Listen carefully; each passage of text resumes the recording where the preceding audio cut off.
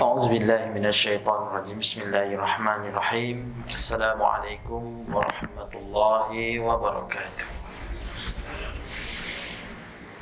الحمد لله رب العالمين والصلاة والسلام على أشرف الأنبياء والمرسلين وعلى آله وصحبه أجمعين سبحانك لا علم لنا إلا ما علمتنا إنك أنت العليم الحكيم رب اشرح لي صدري ويسر لي أمري واحلل عقدة من لساني يفقهوا قولي يا معلم إبراهيم الحكمة علمنا يا مفهم سليمان فهمنا ففهمناها سليمان وكلا آتينا حكما وعلما وسخرنا مع داود الجبال يسبحن والطير كنا فاعلين يا رب سليمان ويا رب إبراهيم ويا رب موسى وعيسى ويا رب محمد صلى الله عليه وسلم أخرجنا من ظلمات الجهل والنسيان برحمتك يا أرحم الراحمين اللهم زدنا علما وارزقنا فهما برحمتك يا أرحم الراحمين اللهم نورنا بنور علمك وأبعدنا النسيان برحمتك يا أرحم الراحمين اللهم ارزقنا فهم النبيين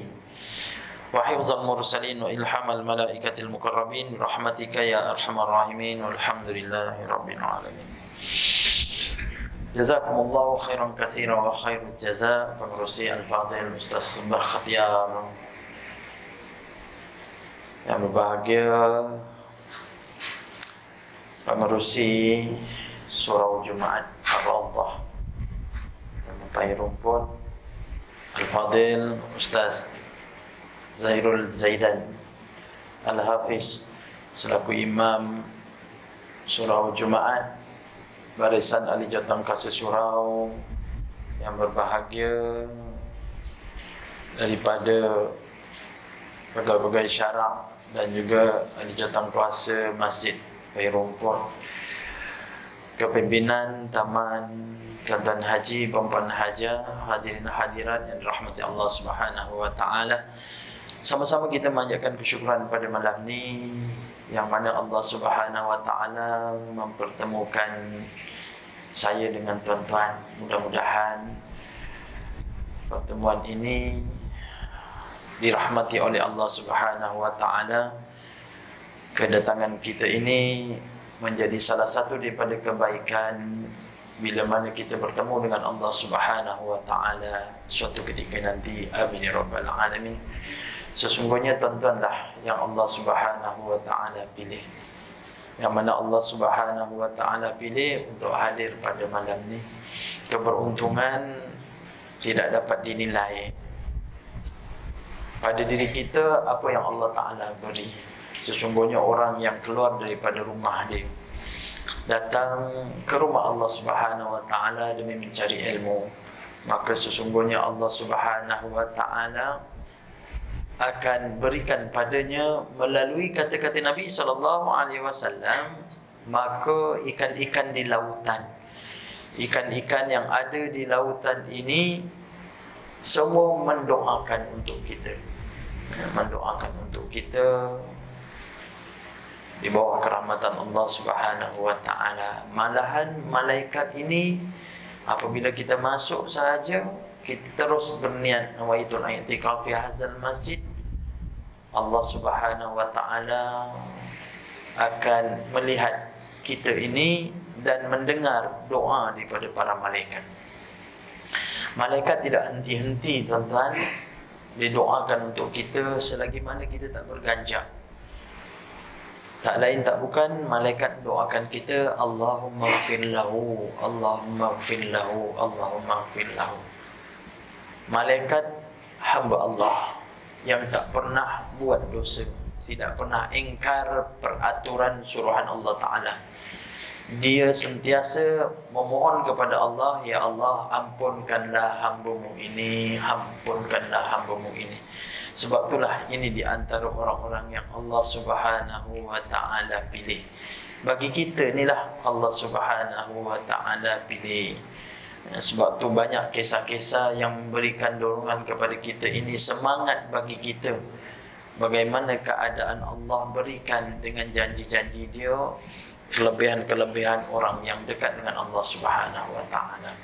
Apatah lagi kita ini untuk mengingati kelahiran Nabi sallallahu alaihi wasallam. Demi apa? Demi sayang kita kepada Rasulullah sallallahu alaihi wasallam. Betul kita sayang pada Nabi sallallahu alaihi wasallam. Bagaimana rasa sayang kita kepada Nabi sallallahu alaihi wasallam? Kita sambut, kita berselawat, lalu kita mengamalkan sunnah Nabi sallallahu alaihi wasallam. Jadi ibu-ibu, ayah-ayah yang dirahmati Allah Subhanahu wa taala, kita rindu dengan Nabi sallallahu alaihi wasallam. Barang siapa yang pergi ke Madinatul Munawwarah, dia akan pergi di suatu tempat nama dia Raudhah.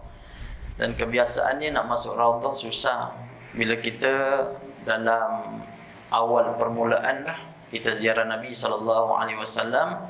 Selepas solat fardu, biasanya kita ziarah Nabi sallallahu alaihi wasallam melalui Babu Salam.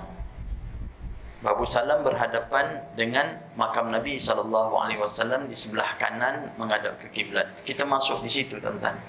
Berimpit-impit kita lalu depan Raudhah. Hati kita terdetik. Siapa yang dah pernah pergi umrah, pernah pergi Mekah, dia tahulah menunaikan haji, dia akan pergi ke Madinah. Berjalan di situ, tuan-tuan, bila nak masuk, hati kita terus terusik, berdetik hati kita. Rasa debaran jantung kita ni berdebar.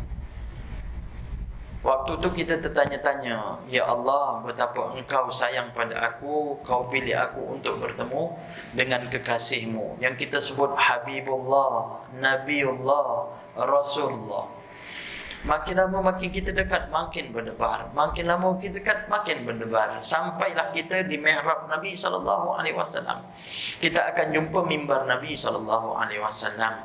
Di antara makam dengan mimbar itu dinamakan Raudhah. Sampai di mimbar tu kita dah mula dalam orang keadaan waktu. Kita rasa ibu sampai di mihrab. Sampai di mihrab kita tahu di situlah tempat Nabi sallallahu alaihi wasallam sujud kepada Allah dan bermunajat kepada Allah, dan banyak Nabi sallallahu alaihi wasallam duduk di masjid Nabi sallallahu alaihi wasallam. Sampai ke makam Nabi sallallahu alaihi wasallam, kita pun mengangkat tangan. Kita istilam mengangkat tangan, kita menyebut apa? Assalamu alayka ya Rasulullah. Assalamu alayka ya Rasulullah. Orang yang datang kat sana bila sebut Assalamu alayka ya Rasulullah, hati dia ni terus jadi runtuh. Kenapa, tuan-tuan? Kita merasakan bahawa Nabi SAW melihat kita. Di antara manusia yang ada kat dunia ni, Allah Ta'ala pilih kita dekat dengan Nabi SAW. Nabi nampak umat dia. Nabi nampak kita, ya, Nabi nampak kita. Lalu kita pun mengucap selawat. Allahumma salli ala Sayyidina Muhammad ya Rasulullah. Kita angkat Assalamu alayka ya Rasulullah. Mulalah jantung kita berdetar, air mata kita keluar. Kita tak boleh tahan. Kita tak boleh tahan, tuan-tuan. Air mata mengalir. Kenapa air mata mengalir? Walaupun Nabi SAW ni telah wafat hampir 1500 tahun, Nabi SAW nampak kita.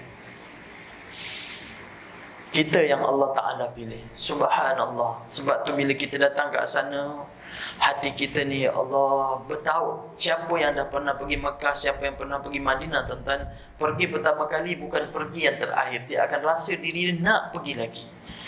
Kenapa? Kat situ adanya kekasih Allah Subhanahu wa taala. Rugi orang yang pergi ke Saudi, dia tak pergi ke Madinah. Sebab apa? Tu insan istimewa. Insan yang Allah jadikan kat dunia ni, dikatakan bahawa tidak aku jadikan dunia ni melainkan kerana adanya kekasih dia, itu Muhammad sallallahu alaihi wasallam. Tidak dijadikan Nabi Adam. Kerana apa? Kerana ada Nabi Muhammad sallallahu alaihi wasallam.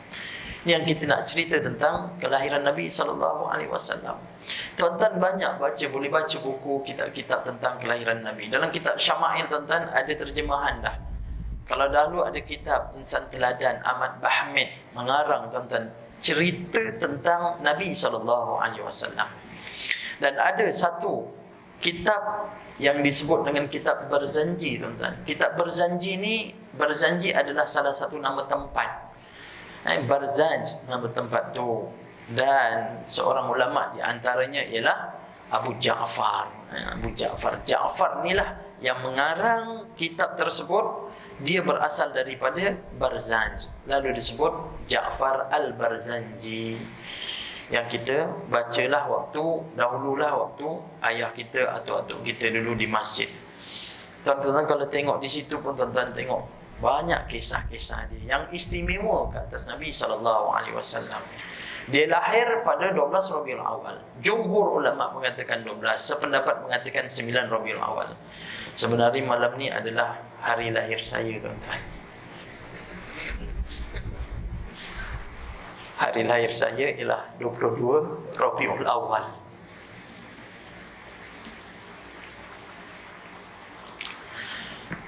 Saya syukur pada Allah Subhanahu Wa Taala, Allah lahirkan saya sama dengan bulan Nabi sallallahu alaihi wasallam.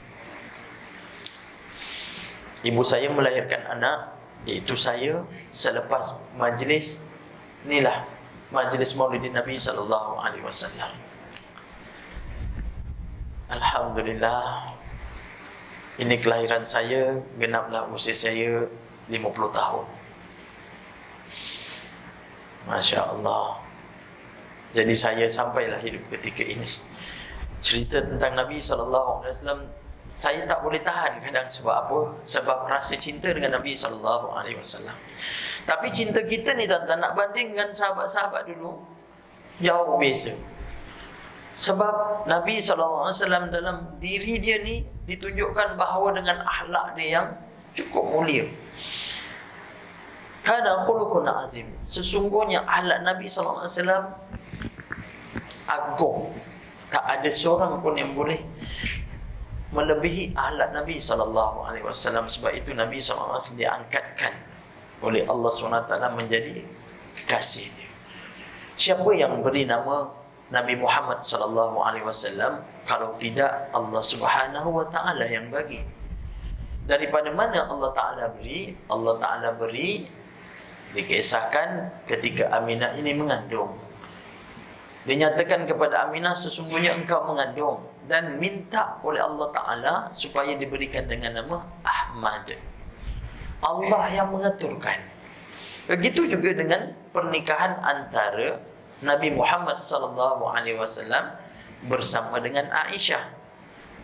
Perkahwinan Aisyah ni dengan Nabi Muhammad SAW, kita masyhur, kita dengar cerita dia. Nabi berusia, usia tu masa tu dah sampai dah kat Madinah, kat 53 tahun. Dan Aisyah ketika tu usia berapa? 9 tahun. Hidup dengan Rasulullah 10 tahun. Siapa yang kahwinkan Nabi dengan Aisyah? Adakah Abu Bakar yang meminang? Tak. Allah Subhanahu Wa Taala datangkan kepada mimpi Nabi SAW wahyu ke atasnya, ditunjukkan keadaan wajah ni. Siapakah orang ini? Rasulullah SAW dengan Abu Bakar ni terlalu rapat, macam isi dengan kulit. Nabi SAW dengan Abu Bakar, keimanan Abu Bakar diberikan dengan gelaran As-Siddiq. Dia tak tahu yang Abu Bakar ni ada anak perempuan. Tuan-tuan bayangkan akhlak Nabi SAW, sehingga kan berkawan dengan Abu Bakar tak tahu ada anak perempuan. Sampailah ceritakan kepada beberapa sahabat dekat Nabi SAW, kenal tak di antara ciri-ciri dia macam ni? Dia kata sesungguhnya itulah anak Abu Bakar. Maka dinyatakan kepada cerita ini kepada Abu Bakar. Abu Bakar bawakan satu pinggan, di antaranya adalah anggur. Ya Aisyah, kau berikanlah anggur ni kepada Nabi SAW. Sampaikan salamku pada Nabi SAW. Aisyah datang 9 tahun, tak tahu pun. Assalamualaikum ya Rasulullah, salim min abi. Salam daripada bapa, ini diberikan. Nabi SAW ambil anggur ni. Nabi tengok Aisyah, dia cakap apa? Pesan, sampaikan salamku kepada Abu Bakar. Qabil tu, aku terima. Menyatakan bahawa penerimaan Rasulullah SAW dengan pemberian anak dia ini sebagai wali kepada Aisyah, maka diijab kabulkan Aisyah itu menjadi isteri Nabi SAW. Siapa yang suruh? Allah Ta'ala. Ini tuan-tuan, segala perbuatan memang daripada Allah Subhanahu Wa Taala. Langkah dia, kata-kata semua daripada Allah Subhanahu Wa Taala. Ini yang kita nak cerita ni. Sebab tu kena rasa sayang. Sebab apa? Sebab akhlak Nabi. Akhlak Nabi yang tak ada yang tak sempurna. Kesempurnaan semua kepada Nabi sallallahu alaihi wasallam. Hatta daripada suka dan juga dalam keadaan sedih. Semua Nabi sallallahu alaihi wasallam rasai. Kita rasa sedih, kita rasa suka. Nabi sallallahu alaihi wasallam merasai segala-galanya. Kalau kita rasa susah, susah lagi Nabi sallallahu alaihi wasallam. Kalau kita demam panas ni tuan-tuan, temperature kita 37 ke atas, kita katakan bahawa kita demam. Kita demam panas ni macam tu, tapi Nabi sallallahu alaihi wasallam panas Nabi sallallahu alaihi wasallam sekali ganda. Bermaksud panas Nabi hingga sampai 80, 70 darjah Celsius. Ini siapa yang ceritakan? Sahabat-sahabat Nabi sendiri mengatakan sendirikan. Tuan-tuan kalau nak tahu cerita Nabi, perihal Nabi, buka sirah. Tak buka sirah, tuan-tuan bacalah hadis Nabi SAW cerita. Ya Allah, sebab tu kalau nak ceritakan hadis Nabi, cerita tentang cerita-cerita Nabi dengan sahabat, subhanallah, dia akan menyuntik hati kita. Baru tertanya kepada kita, siapa kita ni di sisi Nabi SAW? Apatah lagi di sisi kita ini pada Allah Subhanahu Wa Taala. Sebab tu cinta sahabat-sahabat dengan Nabi SAW, ya Allah, tak boleh nak gambarkan lah tuan-tuan. Di antara yang dekat dengan Nabi SAW adalah Sayyidina Abu Bakar. Sayyidina Abu Bakar bila dengar kewafatan Nabi SAW menangis, setiap hari menangis. Bukan sahaja dia menangis setiap hari datang rumah Nabi SAW yang waktu tu ditinggalkan hanyalah anak dia, iaitu Aisyah. Abu Bakar datang tiap-tiap hari. Bagaimana keadaan kau Aisyah? Macam ni lah ayah. Ayah dia menangis. Tanya lagi, ya Aisyah, apa yang suami engkau ni, apakah yang Nabi tak buat, yang Nabi buat yang aku tak buat? Aisyah ditanya sedemikian. Tengok ayah, dia cakap, apa ayah? Sesungguhnya apa yang Nabi buat, ayah buat. Ayah tak ada tinggalkan pun. Tanya beberapa kali, esok tanya lagi, ada tak lagi yang aku buat ni, Nabi buat aku tak buat? Tak ada ya, tak ada. Sampai satu cerita yang kita dengar dulu kan, bagaimana Nabi SAW setiap pagi Nabi pergi ke rumah seorang Yahudi. Orang tua beri makan pada dia, ambilkan sekeping roti, dituangkan dengan kuah dia, dilenyekkan bagi lembut, lalu disuap kepada orang Yahudi, orang kafir. Nabi SAW akhlak dia bukan baik kepada orang Islam, orang Yahudi pun dia baik. Sebab apa? Itulah dikatakan, wa ma arsalnaka illa rahmatan lil alamin. Tidak aku turunkan ke atas engkau ya Muhammad melainkan untuk rahmat sekalian alam. Setiap hari bayangkan, ada terlapang Nabi pergi waktu pagi. Dengar saja macam tu, Abu Bakar terus rasa dia nak ikut apa yang Nabi buat. Dan orang Yahudi ni terasa dah lama Nabi tak datang. Dia tak tahu yang Nabi tu datang. Sampailah satu ketika Abu Bakar datang. Rupa-rupanya orang Yahudi ni buta. Dah buta, dia tua. Dan Nabi SAW suapkan setiap hari tu, orang tua tu, orang Yahudi tu terpesan dengan Nabi SAW. Jangan kau ikut ajaran daripada Muhammad. Muhammad tu dia caci maki. Nabi tetap bagi makan. Dilenyek-lenyekkan dalam lembut, bagi makan. Ini sifat Nabi. Abu Bakar datang masa tu, dia pun bagi. Dia bagi tahulah pada orang tersebut bahawasanya aku datang nak beri makan. Lama kau tak datang, kata orang tu ni. Maka Abu Bakar pun ambil roti dan disuapkan. Disuapkan tuan-tuan, diludah semula. Abu Bakar tanya, kenapa kamu ludah semula? Sesungguhnya engkau yang beri aku makan ni bukannya orang yang selalu beri makan kepada aku. Tidak, akulah. Bukan. Kalau orang yang selalu datang yang beri makan, dia bukan beri makan macam ni. Dia akan basahkan roti ini dengan kuah, lembut baru dia suap. Tapi kamu tidak. Mana orang yang selalu datang? Abu Bakar sedih, menangis. Dia kata dia telah pergi, dia telah mati, dia telah wafat. Siapa sebenarnya dia? Kata orang Yahudi. Siapa sebenarnya?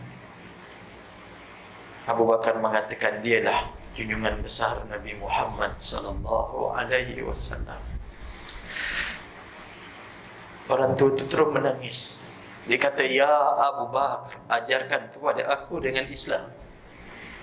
Ajarkan dengan aku ajaran Muhammad sallallahu alaihi wasallam yang selama ini aku maki, aku caci di depan dia, dia tetap menyempurnakan akhlak dia yang termulia ke atas aku.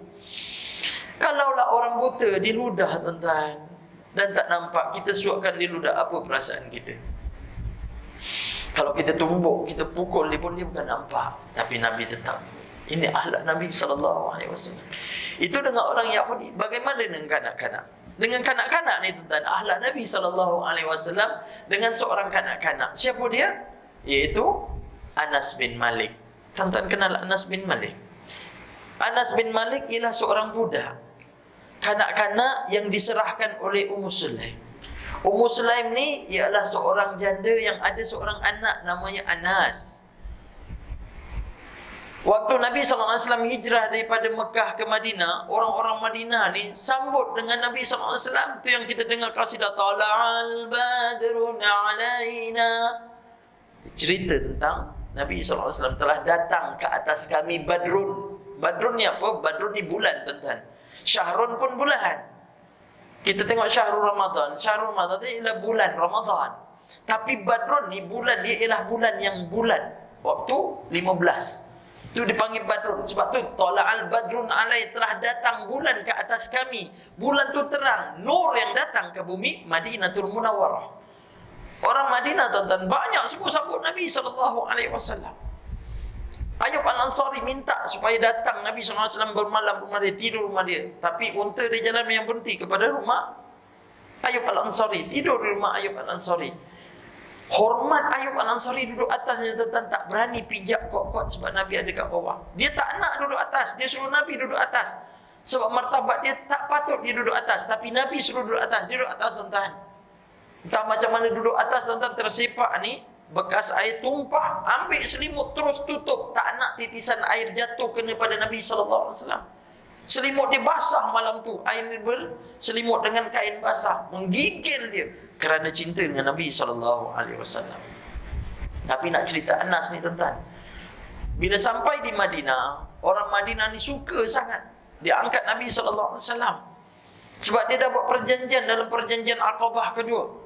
Bila mana orang-orang Ansar, iaitu Aus dengan Khazraj ni, masa tu dia belum sebut Ansar, Aus dengan Khazraj, orang Madinah, datang ke Mekah dalam perjanjian Aqabah kedua, berjanji nak bawa Nabi ke Madinah.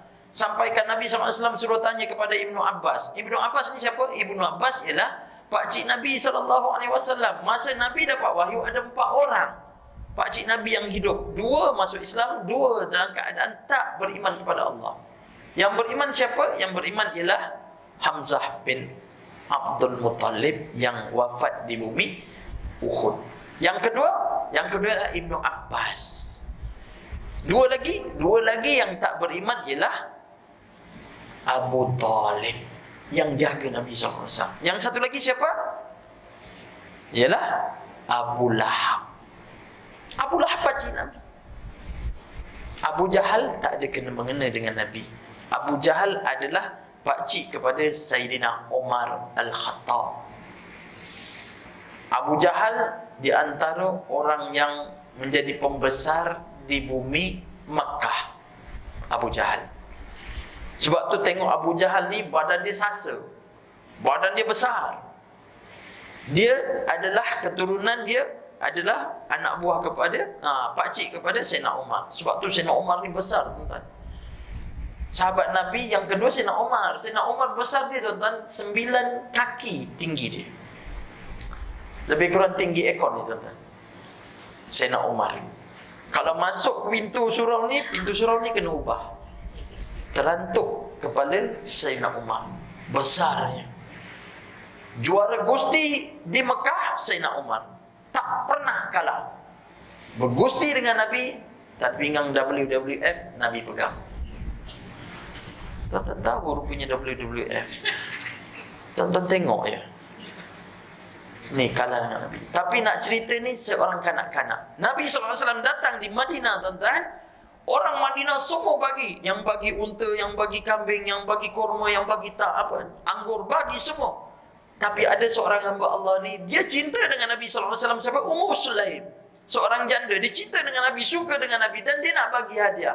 Akhirnya jumpa dengan Nabi, ya Rasulullah, orang ramai beri hadiah kepada engkau ya Rasulullah. Ada yang beri unta, ada yang beri kambing, tapi aku tak ada apa-apa nak beri kepada engkau ya Rasulullah. Tapi aku ada satu yang aku paling sayang, aku cinta, dan inilah sesuatu yang aku nak beri kepada engkau ya Rasulullah. Apa dia? Wahai Ummu Sulaim, kau ambillah anakku ya Rasulullah. Bayangkan tentang seorang anak yang disayang sangat 10 tahun, diserahkan kepada Nabi SAW. Nabi menerima. Sejak daripada itu Anas duduk dengan Nabi SAW selama 10 tahun. Yang kita dengar siapa? Zaid Harisah kan? Zaid Harisah dapat daripada mana? Zaid Harisah adalah hadiah daripada Khadijah. Khadijah hadiahkan. Berkahwin dengan Nabi SAW, Khadijah hadiahkan Zaid Harisah. Untuk siapa? Membantu Nabi SAW. Tapi Nabi tak jadikan Zaid Harisah sebagai khadam. Tak. Nabi jadikan seumpama anak Nabi SAW. Sebab tu Nabi SAW nak letakkan nama Zaid bin Muhammad. Tapi Allah Ta'ala turunkan ayat bahawasanya anak yang bukan daripada keturunan dia tidak boleh pinkan kepada Nabi Muhammad SAW. Jadi dua orang lah, Anas bin Malik. Tengok tuan-tuan, ahlak Nabi dengan Anas bin Malik, Nabi tak pernah pukul. Dengan Zaid bin Harisah tak pernah pukul. Subhanallah, maha suci. Sebab tu dalam peristiwa Zaid Harisah ni tuan-tuan, bapak dia datang. Bapak dia datang tuan-tuan, datang daripada mana? Datang daripada Yaman. Datang daripada Yaman cari. Untuk apa? Untuk ambil anak dia Zaid Harisah. Tapi Zaid Harisah tak nak. Dia tetap dengan Nabi SAW. Sebab pakcik dia datang. Zaid Harisah ni sebenarnya tawanan. Dijual di Mekah. Dijual di Mekah, pakcik kepada saudara, abang kepada Khadijah dibeli dan diserahkan kepada Khadijah. Khadijah serahkan Nabi Muhammad SAW. Dan dia membesar, beberapa tahun kemudian datang bapak dia, minta balik. Dia nak tebus balik. Kata Nabi SAW, tak apalah. Panggil Zaid Harisah, sama ada kau nak pulang ikut ayah kau ataupun kau nak dari sini. Pakcik dia kata apa? Zaid, ayah datang daripada sana. Kau nak ambil kamu. Kamu ada pakcik, ada ayah. Marilah balik. Zaid Harisah tengok ni tuan-tuan. Dia cakap, ayah, kalau saya pergi ke ayah, saya dapat ayah. Saya pergi ke pakcik, saya dapat pakcik. Tapi kalau saya duduk dengan Nabi SAW, saya dapat ayah, saya dapat pakcik. Pakcik sebab dia bukan daripada susu galut, zuriat ni, darah Nabi. Tapi saya dapat ayah dan saya dapat pakcik. Tidak, saya tetap dengan Nabi SAW. Zaid Harisah tuan-tuan. Anas bin Malik, subhanallah, Nabi SAW didik rasa cinta dengan Nabi SAW. Sebab tu masa peperangan, beberapa peperangan, Zaid Harisah ni datang bawa pedang. Ya Rasulullah, izinkan aku ni ya Rasulullah untuk pergi perang bersama engkau ya Rasulullah.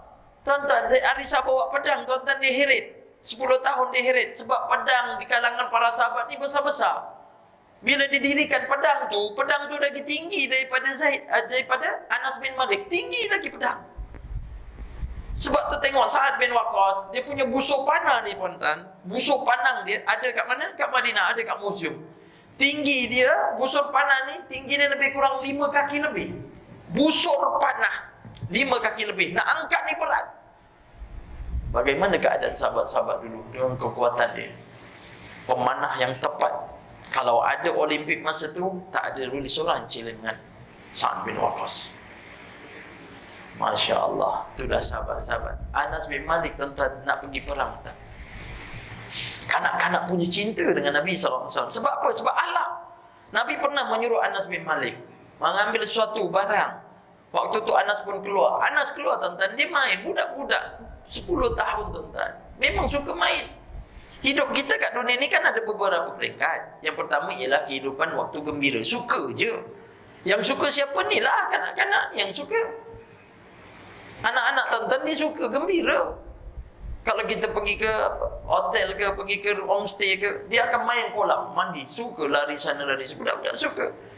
Suka dia bukan saja kat situ, kat rumah pun berlari-lari. Tengok sepupu-sepupu dia datang berlari-lari. Kat masjid, ada tak yang lari-lari kanak-kanak? Banyak yang lari-lari.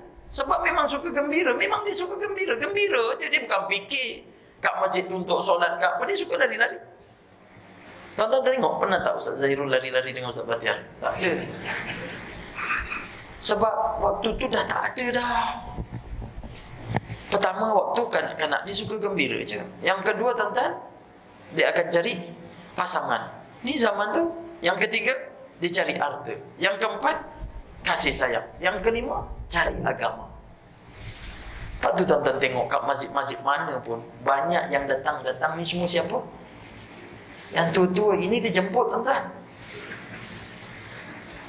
Betul tak? Tak apa, tuan-tuan. Sebab tuan-tuan Allah Ta'ala pilih.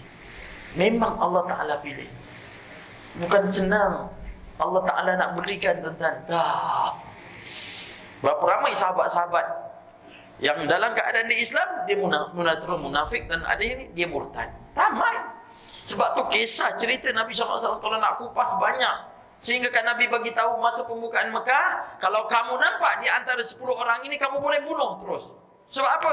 Dia di antara ada yang dah Islam lalu dia murtad. Nabi suruh bunuh. Masya Allah. Ini cerita baru kanak-kanak ni, tuan. Anas bin Malik. Ada seorang kanak-kanak. Saya ambil cerita ni daripada siapa? Ustaz Ibn. Kenal Ustaz Ibn? Masya Allah. Melilih mata saya, tuan-tuan, masa dengar kat TV. Cerita seorang kanak-kanak yang bernama Alaq. Alaq, seorang kanak-kanak nama Alaq. Duduk dengan mak dia, tuan-tuan. Setiap hari pergi masjid Nabi. Setiap hari pergi masjid Nabi. Jumpa dengan Nabi SAW. Tapi masa dia pergi itu, dia pergi seorang diri. Kanak-kanak larilah. Tapi kawan-kawan yang sama dengan dia ni datang dengan bapak dia. Akhirnya dia terasa, orang ni kawan-kawan aku datang dengan bapak dia, aku datang seorang. Akhirnya dia cakaplah. Dia cakap dengan Rasulullah SAW. Ya Rasulullah, Alaq ni datang seorang. Kawan Alaq datang dengan ayah, tapi ayah ni seorang. Mana ayah Alaq ya Rasulullah? Rasulullah SAW terus peluk Alaq. Sebab apa? Nabi sayang ke kanak-kanak. Sebab tu kita ni kena sayang kanak-kanak. Sebab kanak-kanak di antara orang yang tak banyak dosa. Kita kena pandang pada kanak-kanak pandangan yang mulia. Tu cara kita dengan kanak-kanak. Tapi kadang kita ego. Budak-budak yang kurang ajar. Siapa makan garam dulu? Tapi dia tak cakap siapa mati dulu. Dia tak cakap macam tu. Dia cakap siapa makan garam dulu. Dengan kanak-kanak mulianya, subhanallah. Memang Nabi angkatkan kemuliaan. Nabi peluk Alaq. Tanyalah ibu, mana ayah Alaq? Akhirnya tadi jumpa ibu, Umi, mana ayah Alaq? Tengok orang pergi semua dengan ayah, mana ayah? Mak dia pun peluk. Kata Alaq, ayah Alaq dah tak ada dah. Dia gugur syahid. Tak faham. Jumpa dengan Nabi. Ya Rasulullah, apa maksud gugur syahid? Ayah Alaq telah gugur syahid dalam perang, dan ayah Alaq berada di pintu syurga Allah Subhanahu Wa Taala. Diterangkan. Akhirnya semangat itu datang kepada Alaq. Nak pergi berperang, tuan-tuan. Dengar berperang, Alaq datang. Ya Rasulullah, Alaq nak pergi perang. Rasulullah kata tak boleh. Sebab syarat-syarat dalam peperangan Islam, kanak-kanak tak boleh pergi. Usia 15 tahun ke bawah tak boleh. Orang tua pun tak boleh. Dalam keadaan menyusahkan kan, tak kuat, tak boleh. Tapi ada sahabat yang pergi juga. Kerana semangat dia sampai sahabat dan cakap dengan Rasulullah, ya Rasulullah, beritahulah kepada ayahku supaya ayahku ini tidak pergi. Tapi dia nak pergi juga semangat. Sebab cita-cita dia lain tak ada. Aku nak gugur syahid dalam perang. Sahabat Nabi. Masya Allah. Akhirnya Alaq pun diterangkan. Semangat Alaq ni, tuan-tuan, nak pergi perang. Ya Rabb. Merengek-rengek dengan Nabi. Ya Rasulullah, nak ikut. Ya Rasulullah, nak ikut. Ya Rasulullah. Akhirnya Nabi SAW kata, minta dah izin dengan mak. Cakap dengan mak. Mak dia kata, Alaq, diri mak ni dah tak ada siapa lagi, Alaq. Mak dah tak ada suami dah. Mak cuma ada Alaq saja. Izinkanlah mak. Alaq ni nak jumpa dengan ayah. Allah, ibu. Akhirnya dia peluk. Diizinkan. Cakap dengan Nabi, ya Rasulullah, ibu izinkan.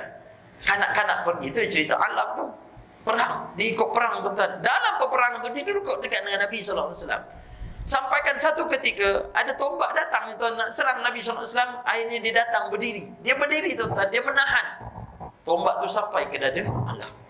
Rebah tuan, ya Rasulullah. Nabi sambung, alah, kanak-kanak tuan, cinta dengan Nabi SAW korbankan diri dia. Sakit ya Rasulullah, sakit ya Rasulullah. Ini Alak mati. Balik daripada peperangan tuan. Ibu Alak dah tunggu dah menanti di Madinah. Rombongan sampai, ibu dah lari cari, mana anakku. Tengok tak ada tuan. Akhirnya Nabi kata, sesungguhnya wahai Ummu Alak, anak kamu telah menyusui jalan ayahandanya. Ya Allah, pengorbanan para sahabat di kalangan kanak-kanak dengan Nabi SAW. Banyak tuan-tuan kalau nak cerita tentang para sahabat ni. Subhanallah, kasih dia dengan Nabi SAW. Seorang lelaki nama Julaibib. Kalau tuan-tuan tahulah cerita Julaibib, yang pendek, hitam, orang jadi bahan ketawa tuan-tuan. Tuan-tuan tahu, orang yang pelik sikit daripada orang biasa, dia jadi bahan ketawa. Tuan-tuan tahu tak? Julaibib ni orang ni hitam. Dah lah hitam gemuk. Memang tak sama. Rambut kalau lurus biasa, tapi ni kerinting. Kalau saya tanya ibu-ibu lah, dapat seorang lelaki yang macam tu, pendek, hitam, gemuk, rambut kerinting, mata bulat, bibir tebal, telinga besar, agak-agak nak jadikan menantu tak? Kalau Minang nak jadikan menantu tak? Allah Akbar, fikir 2-3 kali tuan-tuan.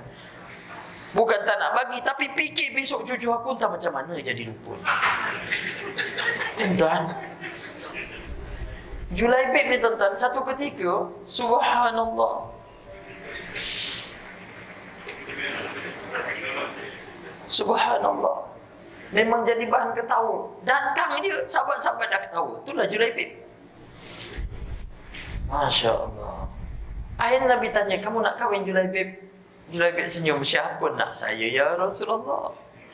Tak apa Julaibib, saya akan kahwinkan dengan engkau perempuan yang tercantik kat Madinah. Masya Allah. Kalau Nabi kata itu betul ke tidak tuan-tuan? Tak ada penipuan, tak ada kata terdusta daripada kata-kata Nabi. Akhirnya Nabi pinangkan Julaibib tuan-tuan dengan seorang perempuan yang cantik di kalangan sahabat, anak sahabat. Bila Nabi pinang tuan-tuan, waktu itu Nabi yang datang minang. Lalu diceritakan di situ dalam kisah dia, lelaki tersebut sahabat Nabi rasa suka. Sebab apa dia nak minang anak dia? Dia ingat untuk Nabi. Dia sukalah, dia terima. Tanya mak dia, macam mana mak dia? Boleh bang, Alhamdulillah. Tapi bila dah cerita-cerita, sesungguhnya bukan untukku, tapi untuk seorang insan yang aku kasih sayang juga pada dia. Siapa ya Rasulullah? Julaibib. Allah. Julaibib tuan-tuan. Tak apa ya Rasulullah, nanti aku tanya pada anakku. Terus tanya anak. Ayah Nabi kata tak apalah, Nabi pun beredar. Nabi beredar tuan-tuan. Apa yang berlaku? Maha suci Allah. Anak dia ni yang perempuan tunggu je kat pintu, tunggu kat dengar Nabi SAW meminang untuk diri dia. Nabi keluar, ayah dia pun bincang, ni macam mana ni? Anak dia keluar, ayah menolak pinangan Nabi SAW. Ayah kenal Nabi SAW, Habibullah, Nabiullah. Meminang untuk pasangan kepada diri saya, ayah, itulah pasangan yang terbaik untuk saya, ayah. Saya menerima, saya terima Julaibib itu menjadi suami saya. Allahu Akbar. Ten tu. Macam Steve Austin tuan-tuan, lari terus jumpa Nabi. Ya Rasulullah, ampunkanku ya Rasulullah. Anakku menerima Julaibib untuk menjadi suami. Kahwin tuan-tuan, berkahwin. Julaibib tak tengok lagi isteri dia. Sebab tu kisah cinta sahabat dengan Nabi SAW. Cinta sebab apa? Ahlak Nabi lah. Ramai di kalangan sahabat-sahabat tuan-tuan, kerana Nabi SAW, kerana Allah SWT. Hanzalah tuan-tuan dalam keadaan berjunub, terus masuk medan perang, mandi dalam keadaan ketika mana syahid dia. Cerita tentang Hanzalah, sahabat Nabi lah, berjunub, dengar perang, terus pergi tuan-tuan, mati dalam perang. Sahabat-sahabat datang tengok, lokos badan dia. Sebab apa? Sahabat-sahabat mandikan dia. Sebab dia berjunub malam itu. Tak sempat mandi wajib, tuan-tuan. Dengan apa? Dengan semboyan perang. Kalau kita as-salatu khairum minan naum, tak mandi lagi, ya Allah. Alhamdulillah. Julaibib tak tengok isteri dia. Lepas nikah, dia pun terus pergi, tuan-tuan. Pak mentua kata, Julaibib, isteri kamu ada dalam bilik. Julaibib pun masuklah. Assalamualaikum. Tuan-tuan bayangkan tak? Dapat bayangkan macam ni Julaibib. Gelap. Gemuk. Allah. Jadi bahan ketawa. Dah lah rendah. Orang rendah, tuan-tuan, kalau terbalik, angkat kaki, tengok macam apa. Allah, kelakar kan? Tapi bila dibuka pintu, tetap Assalamualaikum. Waalaikumsalam. Masuklah bang, buka pintu. Allah. Terkejut, tuan-tuan, sebab tengok isteri dia tak pernah dia tengok sebelum, cantik sungguh. Malam pertama tengok isteri, tuan-tuan, macam mana keadaan dia? Berdebah tak? Mau tak berdebah kan? Masuk je. Baru nak berkenalan lepas nikah. Abang babe, ya. Abang suka makan apa? Nasi ayam. Minum fresh orange. Saya pun suka sama. Abang babe, ya. Abang saya Nabi. Saya. Wahai isteriku, ya. Dinda suka warna apa? Dinda suka warna pink. Abang babe pun sama. Tak pasal-pasal lo sama pink, tuan-tuan. Sebab apa? Sebab rasa suka kan? Allah. Ini semua dialog saya tambah, tuan-tuan. Jangan tuan-tuan macam ni.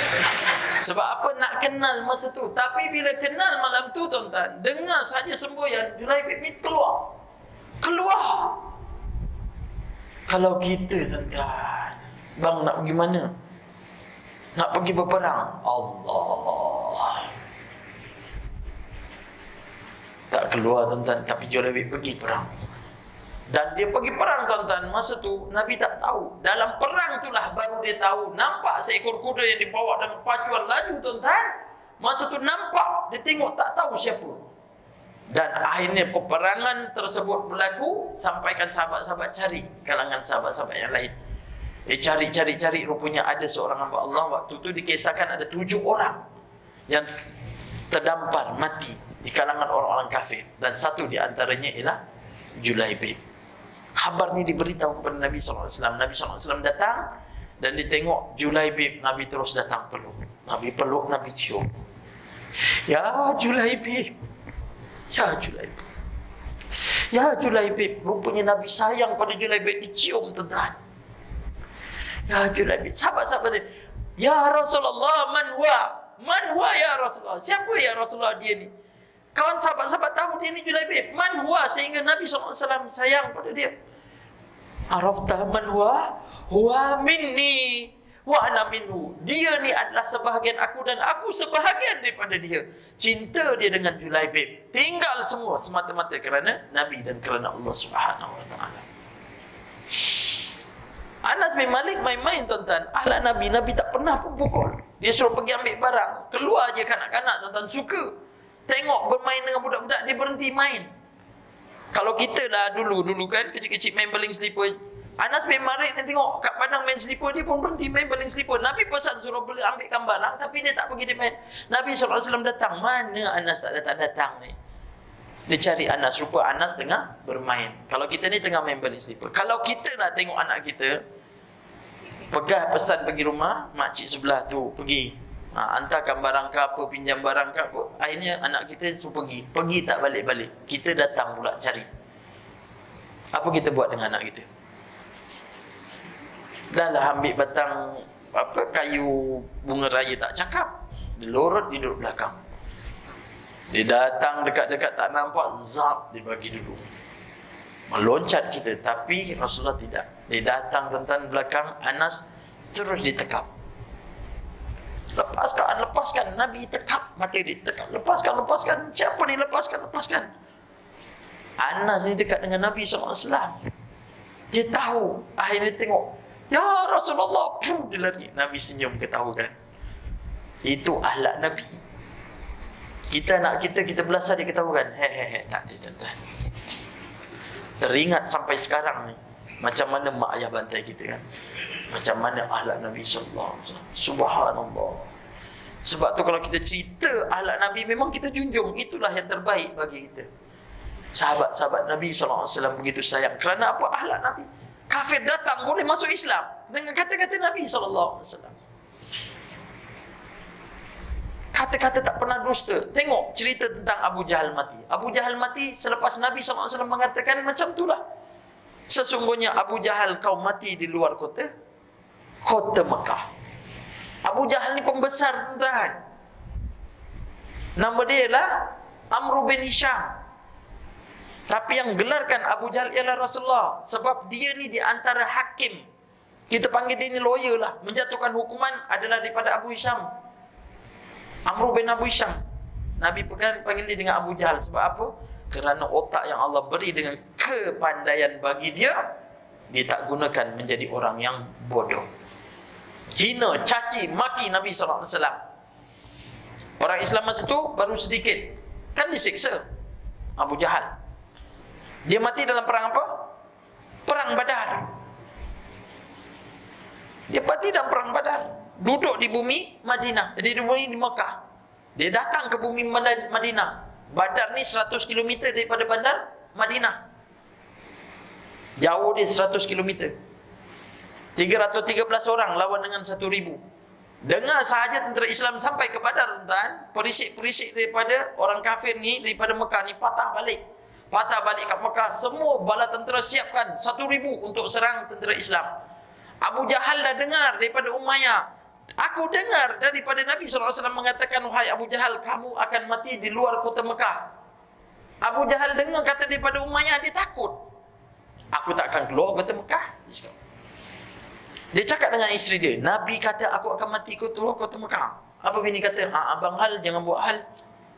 Duduk dalam Mekah ni dan diam. Tapi bila perang Badar, dipujuk. Tentera-tentera kafir pujuk. Ya Abu Jahal, ya Amru, keluarlah untuk perang. Apa engkau takut? Kita ni ada 1,000 bala tentera. Yang itu Islam baru 2 tahun. Orang Islam masa tu, tuan-tuan, yang Islam daripada kota Mekah tu diceritakan lebih kurang dalam 156 orang je. 13 tahun berdakwah.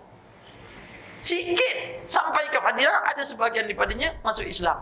Sikit sangat. Dan tentu kita menang. Abu Jahal pergi perang, tuan-tuan. Bawa kuda. Penuh daripada kepala sampai bawah, penuh dengan perisai, dengan besi ni, pakaian besi. Dia keliling, tuan-tuan, dengan 10 lapisan bala tentera. Takutnya Abu Jahal. Sebab dengar kata dia mati luar kota Mekah. Kalau dah 10 lapisan agak-agak, rasa tak boleh lah. Tapi tuan-tuan tahu tak siapa yang pergi serang? Kanak-kanak berusia 15 dan 16 tahun. Adik-beradik yang dinyatakan bahawa tanah kepada masjid Nabi SAW. Anak yatim. Dalam perang Badar tu yang dicakap, ya Abdul Rahman Auf tu kan, ya Abu Rahman, aina Abu Jahal? Kata, kenapa kamu nak bunuh Abu Jahal? Aku dengar dia caci maki hina Nabi SAW di bumi Mekah. Cita-cita aku nak bunuh dia. Masya Allah, kanak-kanak. Dia kata, kalau aku tahu kat mana Abu Jahal, aku bagi tahu orang ni macam mana. Abu Jahal dikepung, tuan-tuan, 10 lapisan. Besar Abu Jahal ni. Dia macam Umar Al-Khattab. Dia naik kuda, tuan-tuan, kaki dia jejak tanah. Tuan-tuan faham? Nampak je tak faham. Tuan-tuan naik kuda, kaki jejak, kaki tergantung, tuan-tuan. Semua tergantung. Umar Al-Khattab jejak tanah. Abu Jahal pembesar. Anak dia nama dia Ikrimah. Cover ni bapak dia. Dengar sahaja daripada Abdul Rahman, ya Muaz, wah Abu Jahal. Terus tak tunggu, terus naik kuda, pacu, masuk 1 lapisan, 2 lapisan, 3 lapisan, sampai 10 lapisan, sampai kepada Abu Jahal. Dia angkat pedang, dia hentakkan kan peha dia. Pecah ni, perisai ni pecah. Jatuh Abu Jahal. Akhirnya mati kanak-kanak tersebut, 15 tahun mati. Abang dia masuk kali kedua, pun mati juga. Akhirnya Dia jatuh, dia tak boleh bangkit. Tentera Islam masa tu pergi buat serangan. Bi khamsata alafin minal malaikah, sesungguhnya telah turun pada waktu itu 5,000 para malaikat untuk bawa bala tentera daripada tentera Islam menyerang tentera kafir. Akhirnya semua lari, kalah. Termasuklah Abu Jahal yang jatuh. Ikrimah nak ambil, tak berani tuan-tuan. Bapak dia nak diambil ni, tak berani sebab bapak dia dah luka parah. Tak tahu tak siapa yang bunuh? Dalam kisah yang bunuh ialah Abdullah bin Mas'ud. Siapa dia Abdullah bin Mas'ud? Seorang sahabat yang paling berani pergi melaungkan ayat-ayat Quran waktu permulaan Islam di bumi Makkahul Mukarramah. Dia laungkan ayat Quran kat Madinah, bumi Mekah ni tuan-tuan. Sampaikan waktu tu yang jahat siapa? Abu Jahal lah. Dia tarik telinga Abdullah bin Mas'ud ni sampai koyak ni tuan-tuan telinga dia. Tak nak tahu sakit macam mana, suruhlah bapak ke kawan-kawan tarik sampai koyak tuan-tuan. Sakit. Abdullah bin Mas'ud jumpa dengan Nabi, ya Rasulullah. Unzur ya Rasulullah, koyak. Malaikat Jibril turun, senyum. Rasulullah pun tak cakap apa. Malaikat pun senyum. Kenapa senyum? Rupa-rupanya nak tunjukkan cerita ni tuan-tuan satu ketika nanti akan berlaku kepada Abdullah bin Mas'ud. Habis tentera kafir ni lari tuan-tuan, waktu tu Nabi SAW arahkan semua kutiplah di antara harta. Waktu tu carilah harta tentera Islam ada di kalangan yang Badar Kubra kan, dibawa jenazah orang-orang Islam berapa belas tu, terus bawa di bumi Madinah yang disemadikan kat mana? Kubur Baqi'. Kubur Baqi' tu semua tu dulu kebun. Kebun apa? Kebun Gharqad. Kebun Gharqad. Tahu tak Gharqad apa tu? Tak tahu. Masya Allah. Pokok yang berselindung, pokok yang menyelindungi orang-orang Yahudi. Waktu apabila hampir berlaku kiamat, Yahudi ni semua akan dikalahkan oleh tentera Islam. Dia nyorok kat bukit, bukit kata, kafir hina. Kafir di sini. Duduk kat tembok, tembok cakap, orang kafir ada kat sini. Orang tentera Islam bunuh. Tapi ada satu pokok yang dia tak bercakap. Pokok ni pokok Gharqad. Sebab tu Israel tanam pokok Gharqad. Dia percaya kata-kata Nabi SAW. Subhanallah, maha suci Allah. Semadikan kan kubur Baqi'. Sampai sekarang lah. Sebab tu kita tengok ramai di kalangan itu ialah para syuhada. Doa lah tuan-tuan, mudah-mudahan Allah Ta'ala matikan kita tempat tu. Bukan kita minta mati, tak, tapi kita minta mati tempat yang baik. Kan kita minta mati tempat yang baik kan? Di antaranya ialah Ma'lah dan juga Baqi'. Siapa yang dapat semadi dia kat kubur Baqi', semua pilihan Allah Ta'ala. Sungguh tuan-tuan, bukan senang nak mati kat sana, bukan senang nak mati kat Mekah. Ingat tak pada tahun 2000 berapa? Seorang hamba Allah, orang Malaysia, seorang cikgu perempuan, duduk di Masjidil Haram, tiba-tiba kren jatuh kena kepala dia, meninggal kan? Allah pilih dia meninggal ke bumi kat Ma'lah, tempat dekat dengan makam isteri kesayangan Nabi Khadijah. Mutawif tiap-tiap tahun pergi tuan-tuan, duduk kat bawah kren, tak jatuh-jatuh, bila nak jatuh. Allah tak pilih tuan-tuan. Sungguh Allah tak pilih seorang hamba Allah di Malaysia, tengok, orang Malaysia meninggal kat mana? Di depan makam Nabi SAW. Bulan puasa, sedang puasa, lepas solat, menziarahi Nabi, meninggal. Orang-orang Madinah tanya, siapa orang ini? Rupanya orang Malaysia yang berkhidmat untuk Islam. Jemaah tabligh. Sehat walafiat kat surau, kat hotel. Pergi ke makam Nabi, jatuh, terus meninggal. Allah pilih. Sebab tu orang ke sana tu orang pilih. Akhirnya apa yang berlaku? Abdullah bin Mas'ud cari. Akhirnya dia nampak seorang hamba Allah yang terpujur, panjang tuan-tuan, dengan kepala, dengan topi dia. Abdullah pun tengok, macam kenal. Dia pun pegang topi tu, dia tarik. Sekali tarik, ya ghulam. Siapa cakap? Abu Jahal.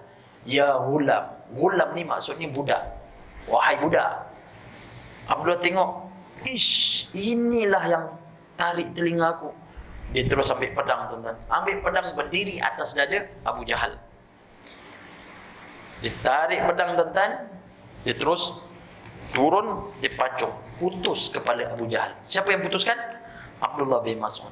Dia cocok telinga tuan-tuan, tembus, diikat dengan tali, dihirin. Patutlah Jibril ni senyum.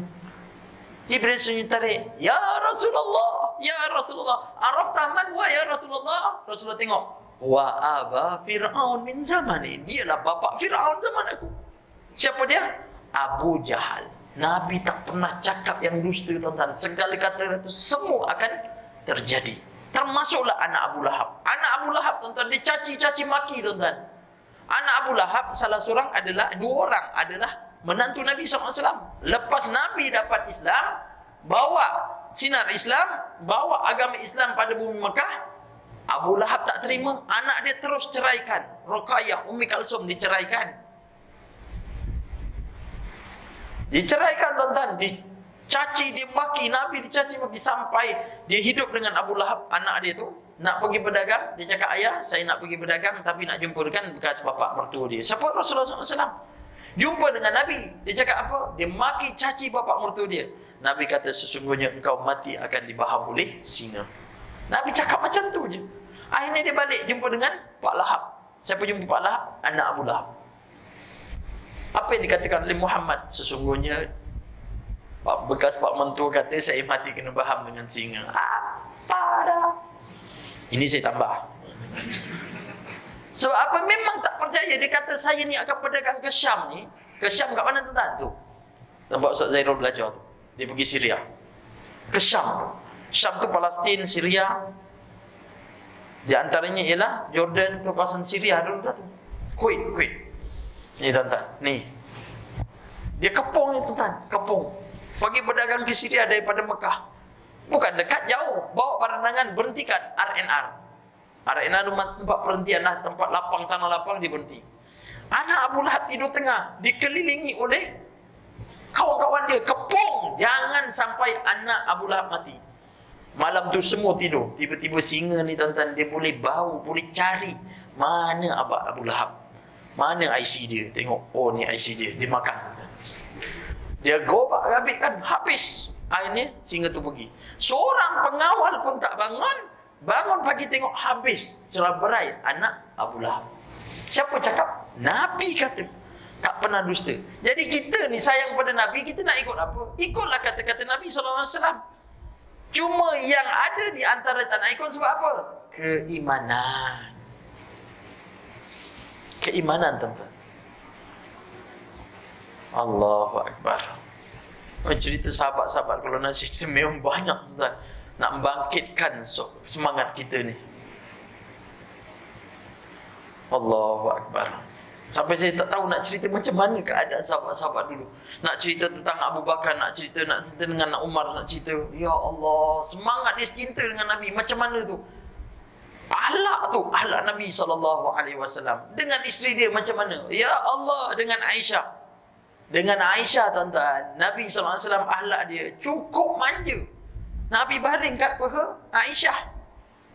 Tuan-tuan ada baring peha orang rumah? Kalau baring pun beratlah bang.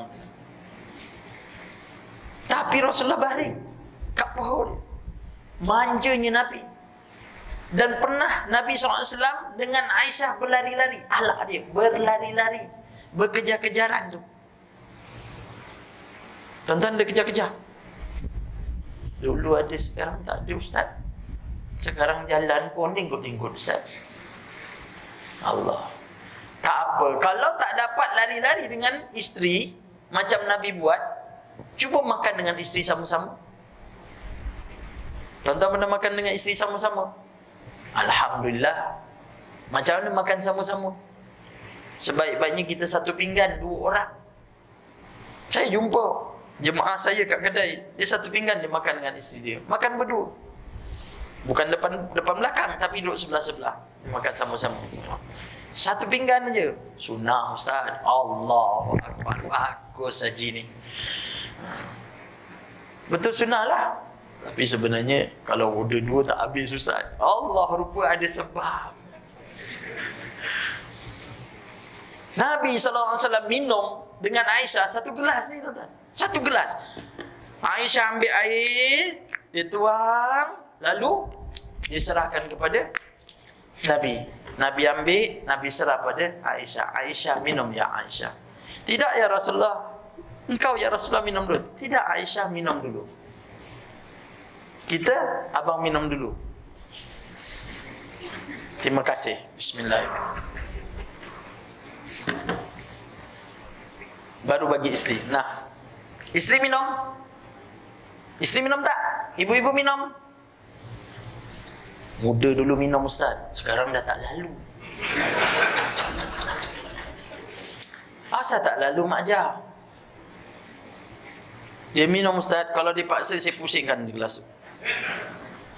Nak minum tempat tu balik. Tak ada Ustaz. Bila saya nak minum, dah lah gigi tinggal sebatang Ustaz. Lepas tu nampak merah je kat gusi tu. Nampak dia punya lidah. Alah. Tak sanggup nak minum. Tapi Nabi tidak. Dia serahkan pada Aisyah. Aisyah minum. Nabi datang ambil tempat bibir Aisyah ni tuan-tuan. Lalu Nabi pun minum. Bismillahirrahmanirrahim. Itulah Aisyah dengan Rasulullah. Itu bab apa? Bab minum. Belum bab komunikasi. Belum bab cerita tentang pertemuan dia. Masya Allah. Nabi SAW dalik daripada dakwah ni, dalik daripada masjid ni, lambat tuan-tuan. Aisyah buka pintu, diketuk oleh Nabi SAW. Assalamualaikum. Assalamualaikum. 3 kali. Aisyah tak buka. Aisyah pun rupa-rupanya tertidur. Nabi tidur depan pintu. Nabi tidur depan pintu. Kita, Assalamualaikum. Oh mak dia, Assalamualaikum. Pekak ke? Assalamualaikum. Pintu tu selagi tak goncang, tak buka, tak ada dah. Goncang, dang. Assalamualaikum. Waalaikumsalam. Abang minta maaf. Minta maaf. Berapa kali ni sampai nak runtuh pintu ni. Allahu Akbar. Tapi Aisyah tak. Aisyah tidur. Nabi bagi salam 3 kali. Nabi tidur depan pintu. Aisyah terkejut. Mungkin Rasulullah dah balik. Cepat-cepat buka pintu. Tengok Rasulullah SAW sedang tidur. Bangkit. Ya Aisyah, minta maaf ya Aisyah, kerana aku terlewat balik. Kata Aisyah, tidak ya Rasulullah, aku minta ampun ya Rasulullah kerana aku tertidur. Tidak ya Aisyah, kau tak salah, aku yang salah kerana lambat. Tidak ya Rasulullah, aku yang tertidur. Hebat kalau ibu-ibu macam ni, ayah yang macam ni. Sungguh. Sebab Nabi dengan Aisyah pertuturan ni memang pertuturan baik. Ya Umairah, wahai isteriku yang putih kemerah-merahan.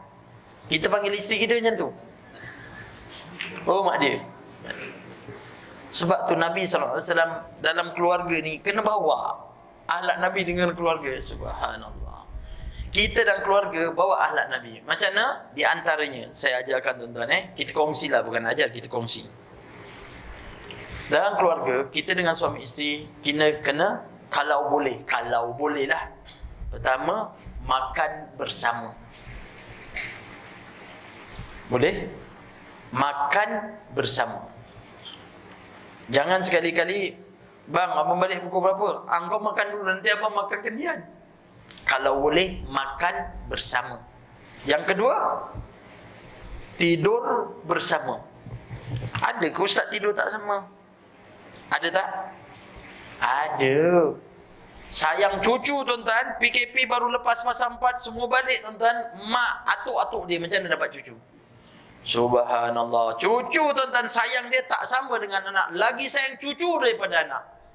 Siapa yang kat sini atuk-atuk tahulah tengok cucu dia. Dengar kata esok cucu dia nak balik, petang tadi dah basuh motor tuan-tuan. Sebab apa? Pagi-pagi besok nak bawa cucu pergi pusing taman. Daripada taman apa tadi, saya dah terlupa dah. Taman 1, taman 2, taman 3 dia bawa cucu dia. Orang tak tanya pun, cucu. Sayang pada cucu. Sungguh, cucu kalau balik, nenek-nenek dia ni tuan-tuan akan bagi semua kat cucu dia, betul tak? Betul, nampak anak jawab betul saja. Tilam dia tarik yang besar tu terletak depan TV, cucu aku tidur, selimut semua. Bapak dia, atuk dia, selimut semua, atuk dia pakai kain pelikat tuan-tuan. Malam tek. Nenek dia mana, dia peluk cucu dia tidur. Sedangkan tanggungjawab pada suami. Jah, abang sejuk jah. Selimut pakai kain belikat. Tarik kain belikat. Ya, bawa pula sejuknya, dia kata. Subhanallah. Cucu, nenek dia peluk. Tidur tak bersama, ni dah dalam keadaan dah macam ni. Sebab tu jangan sekali, biar cucu, biar anak, tapi suami dulukan. Sebab ibu punya syurga, dia bawa telapak kaki suami. Apa maksud bawa telapak kaki suami? Ketaatan kepada suami. Jangan tengok bawa telapak kaki dia. Jangan suami tiba tidur terlentang kat TV, ibu menyarap tengok daripada bawah, mana ni terlalu syurga, mana syurga. Nanti nampak syurga lain, tengok tahu bawa telapak kaki. Maksudnya tanggungjawab kepada suami tu. Masya Allah, itu dia. Kena tidur bersama. Yang ketiga, kena cakap bersama. Nabi dengan Aisyah selalu bercakap. Tapi ibu-ibu, ayah-ayah dapat cakap bersama? Tak dapat cakap, Ustaz. Kita jangan dulu nak cakap tu lah, kadang waktu tidur nak cakap. Itu yang kadang ibu-ibu cakap sorang-sorang kat depan. Tuan-tuan pernah jumpa isteri cakap sorang-sorang kat depan? Dia kadang susun selipar cakap sorang-sorang. Siram pokok bunga pun cakap sorang-sorang. Pernah tak? Kalau tak sorang-sorang pun dia cakap dengan kucing. Alah, cing. Dia cakap sorang-sorang. Laki dia cakap, kau cakap dengan siapa? Dah abang tak nak cakap dengan saya, cakap dengan kucing. Cakaplah dengan suami. Tak boleh cakap, Ustaz. Saya kadang cakap dalam tidur, nak tidur tu dalam cakap, bang. Je Ustaz. Saya panjang cakap. Je. Masuk orang ketiga. Bawalah bercakap suami dengan isteri. Yang keempat, suami isteri. Nabi SAW kan, bawalah. Apa yang perlu pada ibu-ibu dengan ayah-ayah suami isteri? Kena bawa jalan. Kena jalan bersama. Petang-petang kan jangan jalan sorang-sorang. Ustaz Zairul boleh bawa motor. Kalau tuan-tuan nampak Ustaz Zairul bawa isteri dia naik motor tu, biarkan. Sebab dia melakukan sunnah tu bagus, jalan bersama. Bawa jalan tuan-tuan. Yang seeloknya naik kereta ke naik motor?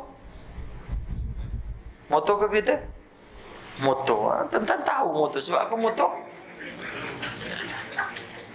Sungguh. Sebab motor dia dekat.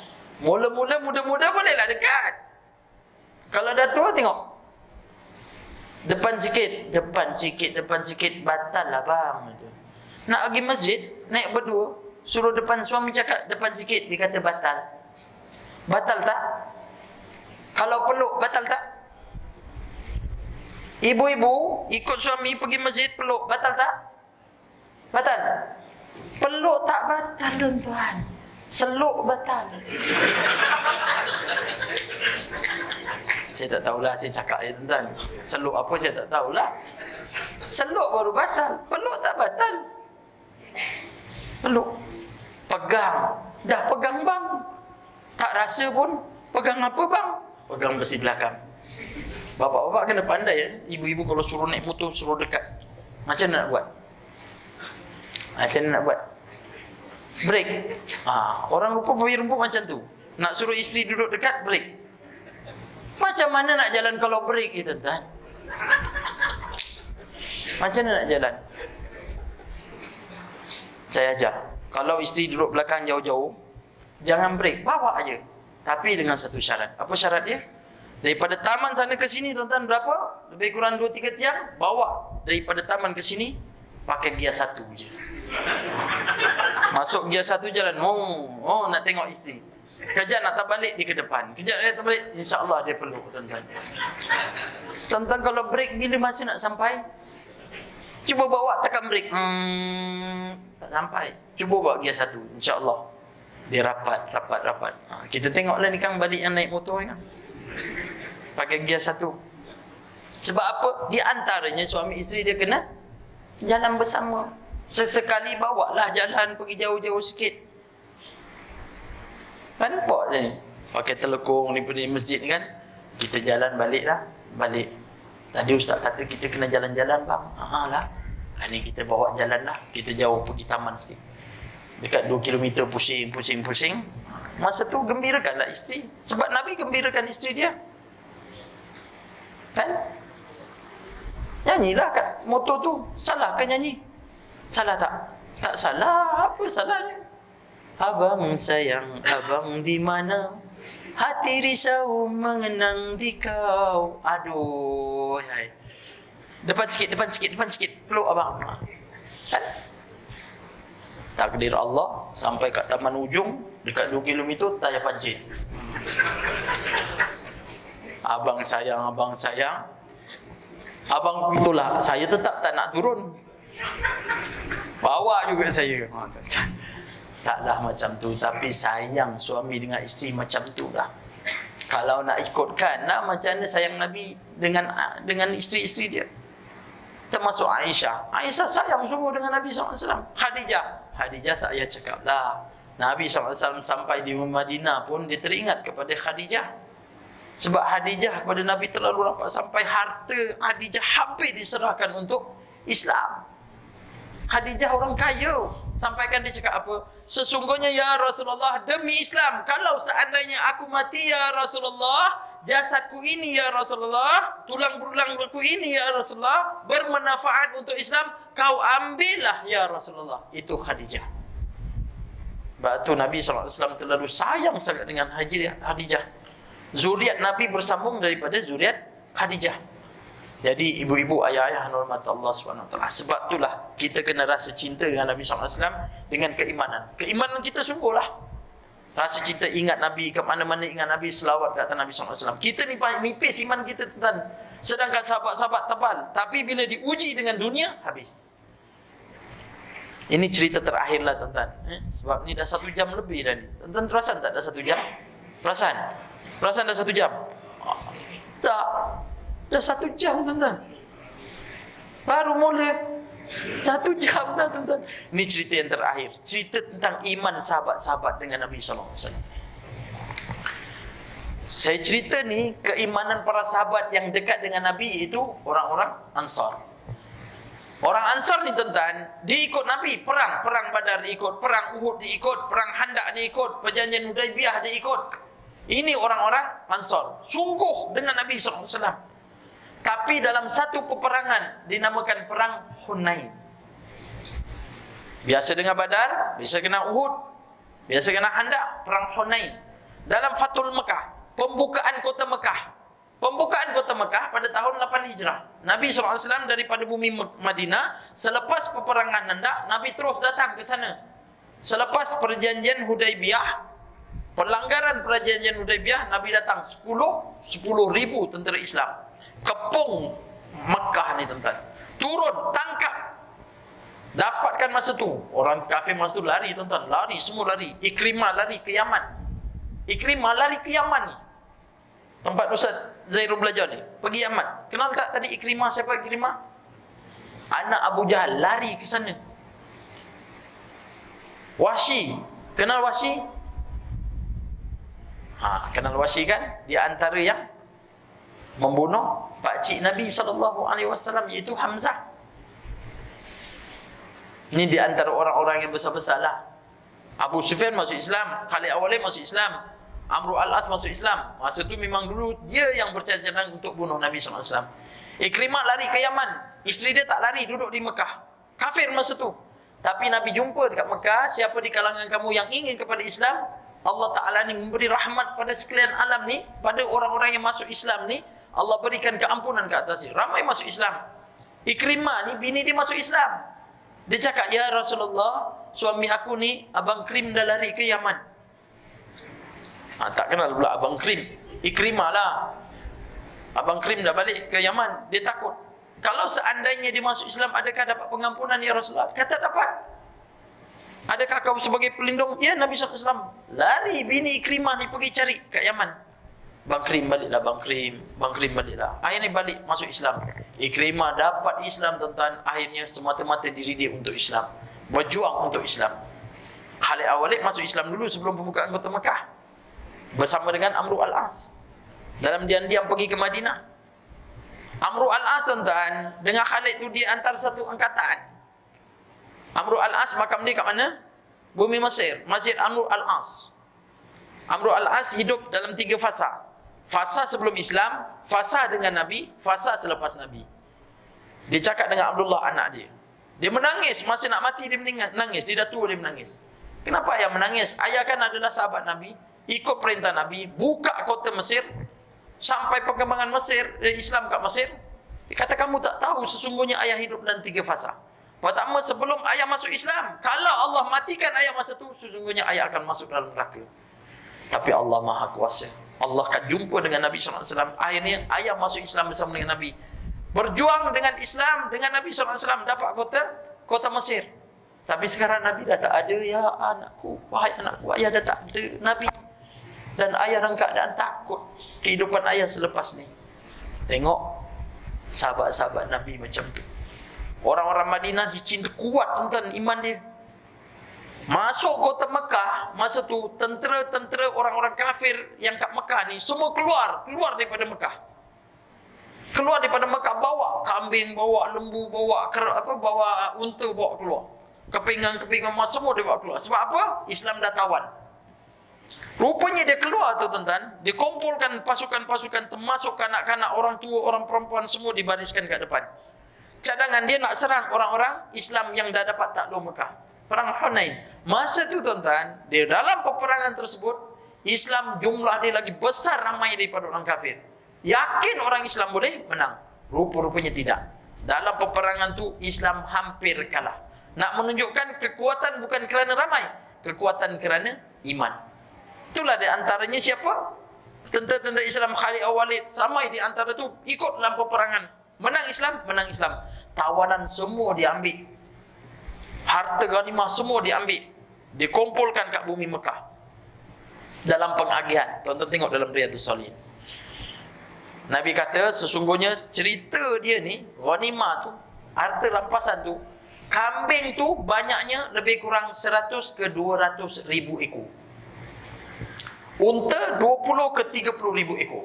Tapi ghanimah masa tu tuan-tuan, orang Madinah ada, orang Mekah ada, Nabi agihkan melalui seorang sahabat, kamu agihkan 100 ekor unta, bagikan orang Mekah. 100 ekor unta, bagikan orang Mekah. 100 ekor unta, bagi orang Mekah. Kambing, bagi orang Mekah. Yang baru masuk Islam, bagikan kambing, bagi unta, bagi lembu, semua dibagi. Orang Madinah tengok je tuan-tuan. Orang Madinah kan kuat iman dia dengan Nabi SAW. Tapi orang Madinah tengok je, tak dapat. Tak dapat. Adalah sekelumit hati di antara orang Ansar kata apa? Kenapa Nabi bagi semua orang Mekah? Kenapa Nabi tak bagi aku? Kenapa Nabi tak bagi orang Islam? Percakapan-percakapan ini sampai kepada Nabi. Seorang sahabat bagi tahu, ya Rasulullah, sesungguhnya ada di kalangan kami ini mengatakan kata, wallahi tak adil. Tak adil kerana kau berikan semua pada penduduk Mekah, sedangkan orang Mekah ini semua baru masuk Islam. Kami ini berjuang ya Rasulullah. Nabi tanya, adakah kamu sama ya Sa'ad? Kami ni orang Madinah ya Rasulullah. Nabi terus muka dia jadi merah padam. Kumpulkan semua penduduk-penduduk Madinah. Orang Mekah semua keluar. Jadi kumpulkan semua penduduk-penduduk Madinah. Kumpullah penduduk Madinah. Oh, waktu tu orang Madinah semua dah ada hujah dah. Kenapa dia tak dapat? Kalau saya tanya pada tuan-tuan, adil tak orang Madinah berjuang untuk Islam, tapi harta ghanimah dalam perang Hunain satu dia tak bagi pada orang Madinah, bagi orang Mekah. Adil ke tidak? Adil ke tidak? Tak berani nak jawab tuan-tuan. Tak berani nak jawab. Sebab apa tuan-tuan tak nak jawab? Sebab tuan-tuan bijak. Wampai rumput lah di antara orang bijak. Kalau saya tanya masjid lain, semua kata tak adil. Wampai rumput bagus. Adil tak? Ya, ambil. Kau jangan jawab. Kalau kau jawab, kau kena balik. Baik kau diam. Maha suci Allah. Akhirnya orang mana kata, katakanlah apa yang kamu nak kata. Ya Rasulullah, kami ini berjuang denganmu ya Rasulullah. Kami dalam keadaan duduk di Madinah bersama engkau ya Rasulullah. Kami ikut dalam peperangan Badar, Islam menang. Kami ikut dalam peperangan Uhud. Ramai di kalangan sahabat-sahabat kami, saudara-saudara kami, anak-anak kami, suami kami mati dalam peperangan Uhud. Kami ikut dalam peperangan Handak, duduk di dalam kepungan orang kafir 30 hari. Dan kami tak dapat apa-apa daripada ghanimah ini ya Rasulullah. Nabi diam. Ya Rasulullah, datang lagi orang Madinah. Ke pedang kami kami ini ya Rasulullah dalam keadaan berdarah lagi menang dalam peperangan Hunain. Tapi apa yang kami dapat? Darah ni lagi mengalir lagi dalam pedang ni. Apa yang kami dapat? Rasulullah diam lagi. Cakaplah. Apa yang kamu nak cakap? Cakaplah. Nabi kata, cakap. Ya, Nabi kata. Dulu kami datang dalam keadaan bumi Madinah. Tak ada apa-apa, kami datang seorang diri. Orang Mekah Muhajirin yang dia seorang diri. Lalu orang Ansar tolong kepada kami, orang Madinah. Kamu tolong kepada kami sampai kami ini hidup dalam berkeluarga. Kami datang tak ada harta, dalam keadaan kami hidup dalam berniaga dan kami jadi kaya raya. Kami datang ini dalam keadaan dulu tak ada apa-apa pun. Dengan kebahagiaan. Tapi kami bahagia dengan kamu. Tapi kami katakan, wow, kamu sesungguhnya mengatakan bahawa pengadilan ini adalah tak adil. Kalau tak adil, siapa yang lebih adil daripada aku dan juga Allah Subhanahu Wa Taala? Orang Madinah terus rasa tunduk. Iman kuat, tuan-tuan. Orang Madinah kuat tak iman dia? Kuat iman dia. Ikut perang. Nabi kata, kalau macam itu yang kamu inginkan, kamu inginkan harta yang sekelumit saja yang ada di bumi Mekah ini.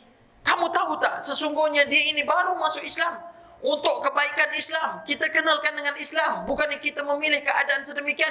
Kamu Allah berikan dengan nur, cahaya, iman daripada Allah SWT kepada penduduk-penduduk Madinah. Kau dengar elok-elok, sesungguhnya aku berikan diri aku ini untuk penduduk Madinah.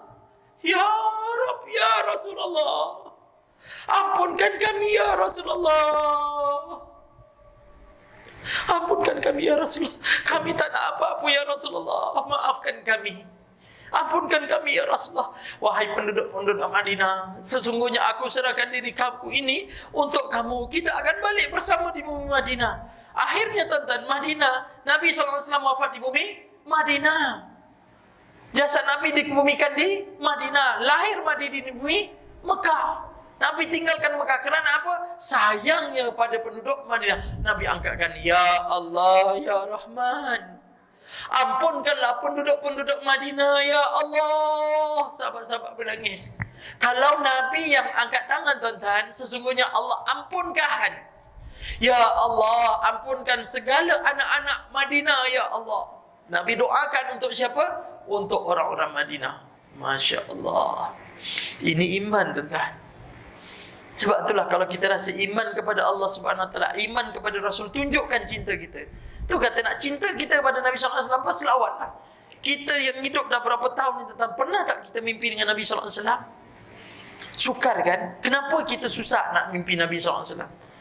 Tanya pada diri kita. Sedangkan ulama kata, sesungguhnya orang yang mimpi kepada Nabi sallallahu alaihi wasallam di antara orang yang istimewa. Kita tak tahu wajah Nabi sallallahu alaihi wasallam, tak tahu.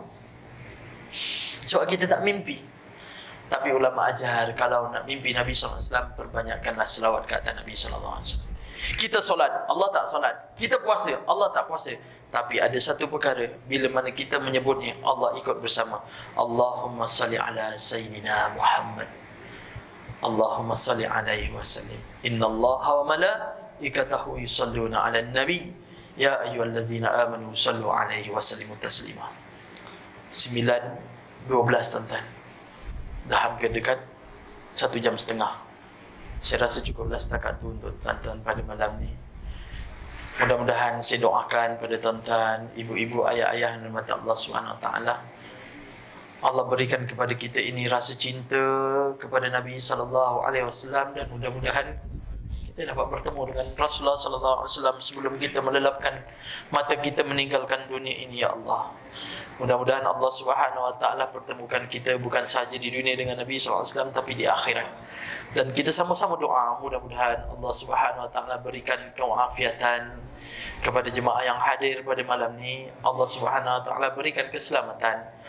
Allah berikan kesejahteraan, ketenangan, kebahagiaan dalam kehidupan.